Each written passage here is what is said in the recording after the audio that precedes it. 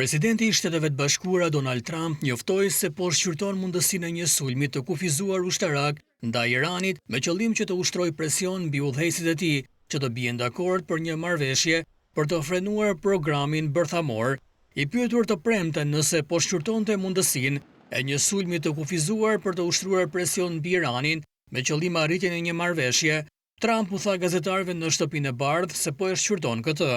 I pyetur më vonë për Iranin në një konferencë për mediat në Shtëpinë e Bardhë, Trump shtoi: "Më mirë të negociojmë një marrëveshje të drejtë." Ndërkohë, dy zyrtarë amerikanë i thanë Reuters se planifikimi ushtarak i SBA-s kundër Iranit kishte arritur në një fazë të avancuar me opsione që përfshin shënjestrimin e individëve si pjesë e një sulmi dhe madje edhe ndjekjen e ndryshimit të lidershipit në Teheran nëse urdhërohet nga Trump. Presidenti amerikan të njëjtën i dha Teheranit një afat prej 10 deri në 15 ditësh për të arritur një marrëveshje për të zgjidhur mosmarrëveshjen e tyre të gjatë bërthamore ose do të përballet me gjëra vërtet të këqija mes një forcimi ushtarak amerikan në lindjen e mesme që ka nxitur frikën e një lufte më të gjerë. Ministri i jashtëm i Iranit Abbas Araghchi tha pas diskutimeve indirekte në Gjenevë këtë javë me të dërguarin special të Trump, Steve Witkoff, dhe dhëndrin e presidentit Trump, Jared Kushner, se palët kishin arritur mirëkuptim mbi parimet kryesore udhëzuese, por kjo nuk do të thoshte se një marrëveshje ishte e afërt.